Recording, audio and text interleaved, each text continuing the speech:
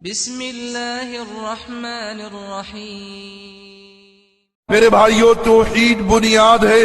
جنت اور جہنم کا سوال ہے، کوئی معمولی بات نہیں ہے، لیکن ہمیں افسوس کے ساتھ یہ بات کہنا پڑ رہی ہے کہ اگر آج مسلمانوں سے کہا جائے کہ بھائیو توحید خالص کے بارے میں علم حاصل کرو، توحید ہی کی تبلیغ کرو سب سے پہلے، تو مسلمان جواب یہ دیتے ہیں کہ ہر کلمہ پڑھنے والا توحید کے بارے میں جانتا ہے، لیکن جب ہم مسلمانوں سے پوچھتے ہیں کہ بھائیو توحید کی ذرا تعریف تو بیان کرو، تو مسلمان توحید کی تعریف یہ بیان کرتے ہیں کہ اللہ ہی خالق ہے، اللہ ہی مالک ہے، اللہ ہی رازق ہے، اللہ سے ہونے کا یقین آ جائے اور مخلوق سے نہ ہونے کا یقین آ جائے۔ میرے بھائیوں، میں یہ کہنا چاہوں گا، آپ لوگوں نے یہ جو توحید کی تعریف بیان کی ہے، یہ توحید کی اقسام میں سے ایک قسم ہے توحید ربوبیت۔ اس توحید کو تو مشرکین مکہ بھی مانتے تھے، جو نبی صلی اللہ علیہ وسلم کے زمانے کے مشرکین لوگ تھے، وہ لوگ بھی توحید ربوبیت کا اقرار کرتے تھے، لیکن ان کا توحید ربوبیت کو ماننا ان کے کسی کام نہ آیا، اس کے باوجود بھی وہ لوگ مشرک قرار پائے۔ آپ لوگ کہیں گے اس بات کی کیا دلیل ہے کہ مشرکین مکہ اللہ رب العزت کو خالق مالک رازق مانتے تھے؟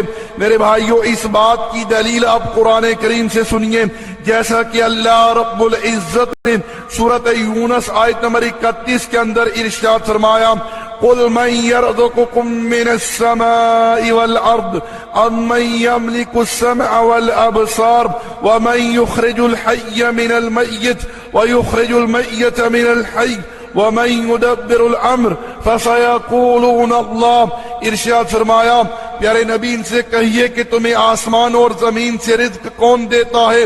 کون ہے جو تمہاری آنکھوں اور تمہارے کانوں کا مالک؟ کون ہے جو مردہ سے زندہ نکالتا ہے اور زندہ سے مردہ نکالتا ہے؟ اور پوری کائنات کے معاملات کون بناتا ہے؟ فَسَيَقُولُونَ اللَّهُ۔ پیارے نبی یہ جواب دیں گے اللہ۔ فَقُلْ أَفَلَا تَتَّقُونَ۔ ان سے کہیے کہ ڈرتے کیوں نہیں؟ اسی طرح میرے بھائیوں، مشرکین مکہ مشکل وقت میں اللہ رب العزت کو پکارتے بھی تھے، جیسا کہ اللہ رب العزت نے سورۃ العنکبوت آیت نمبر 65 کے اندر ارشاد فرمایا، فَإِذَا رَكِبُوا فِي الْفُلْكِ دَعُوا اللَّهَ مُخْلِصِينَ لَهُ الدِّينَ فَلَمَّا نَجَّاهُمْ إِلَى الْبَرِّ إِذَا هُمْ يُشْرِكُونَ۔ ارشاد فرمایا کہ جب یہ کشتیوں میں سواری کرتے ہیں تو وہاں یہ خالصاً فقط اللہ ہی کو پکارتے ہیں، اور جب ہم انہیں نجات دے کر خشکی پر لے آتی ہیں تو یہ پھر شرک شروع کر دیتے ہیں۔ پیارے بھائیوں، یہ بات تو ہمارے سامنے کھل کر آئی ہے کہ مشرکین مکہ اللہ رب العزت کو خالق مالک رازق مانتے تھے، وہ لوگ مشکل وقت میں اللہ رب العزت کو پکارتے بھی تھے، لیکن سوال یہاں یہ پیدا ہوتا ہے، پھر کیوں اللہ رب العزت نے انہیں مشرک قرار دیا؟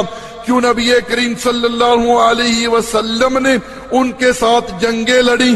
کیوں ان لوگوں کا ٹھکانہ جہنم بتلایا گیا جن کی موت شرک کی حالت میں آئی؟ میرے بھائیوں، وہ لوگ اللہ رب العزت کی عبادات میں اور اللہ کی اسماء و صفات میں غیروں کو شریک کرتے تھے، جیسا کہ اللہ رب العزت نے سورۃ الانعام آیت نمبر 136 کے اندر ارشاد فرمایا، وَجَعَلُوا لِلَّهِ مِمَّا ذَرْعَ مِنَ الْحَرْثِ وَالْأَنْعَامِ نَصِيبًا فَقَالُوا هَذَا لِلَّهِ بِزَعْمِهِمْ وَهَذَا لِشُرَكَائِنَا۔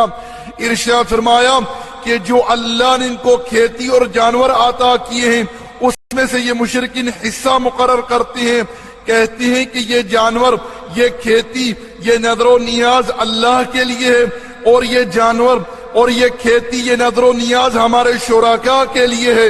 اسی طرح میرے بھائیوں، صحیح مسلم کے اندر حدیث ہے، کتاب الحج میں حدیث کا نمبر ہے 1185۔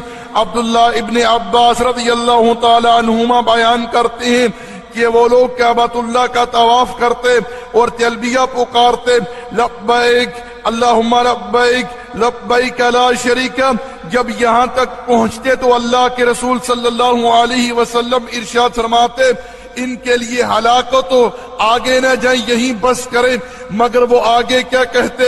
الا شریکن ہوا لک تملکہ وما ملک، وہ کہتے کہ اللہ ہم حاضر ہیں، تیرا کوئی شریک نہیں ہے مگر وہ شریک ہیں جن کو تو نے خود اپنا شریک بنایا ہے، اور انہیں اپنا کوئی ذاتی اختیار نہیں ہے بلکہ ان کے پاس جو بھی اختیارات ہیں وہ تیرے دیے ہوئے ہیں۔ میرے بھائیوں، مشرکین مکہ جن ہستیوں کو اللہ رب العزت کی عبادات میں شریک کرتے تھے وہ ان کا ذاتی اختیار نہیں سمجھتے تھے بلکہ یہی سمجھتے تھے کہ ان کے پاس جو بھی اختیارات ہیں وہ اللہ رب العزت کے دیے ہوئے ہیں، یعنی عطائی ہیں۔ اسی طرح ان لوگوں نے اللہ رب العزت کی اسماء و صفات میں سے اپنے معبودان باطلہ کے نام نکالے۔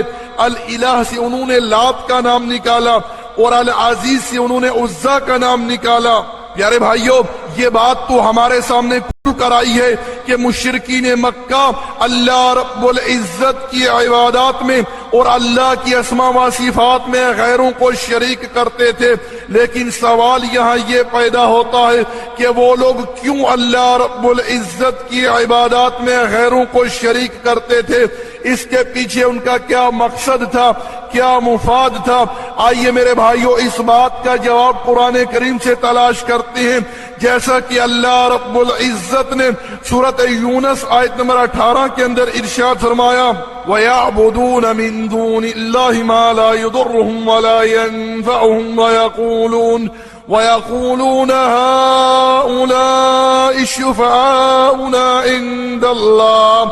ارشاد فرمایا کہ یہ اللہ کو چھوڑ کر ایسوں کی عبادت کرتی ہیں جو نہ انہیں نقصان دے سکتی ہیں اور نہ ہی فائدہ۔ وَيَقُولُونَ، اور یہ کہتی ہیں کہ یہ ہستیاں اللہ رب العزت کی ہاں ہماری کیا ہے؟ سفارشی ہیں۔ اسی طرح اللہ رب العزت نے سورۃ الزمر آیت نمبر 3 کے اندر ارشاد فرمایا وَالَّذِينَ اتَّخَذُوا مِن دُونِهِ أَوْلِيَاءَ مَا نَعْبُدُهُمْ إِلَّا لِيُقَرِّبُونَ إِلَى اللَّهِ زُلْفَىٰ۔ ارشاد فرمایا کہ انہوں نے اللہ کو چھوڑ کر ایسوں کو اپنا کارساز بنایا ہے، اور یہ ان کی عبادت کیوں کرتی ہیں؟ فقط اللہ کے نزدیک جانے کے لیے، اللہ کا قرب حاصل کرنے کے لیے۔ ہمارا فیس بک کا صفحہ اردو اسلامک میسیجز URDUISLAMICMESSAGES ہے۔ ہمارا واٹس ایپ کا نمبر 0097333190627 ہے۔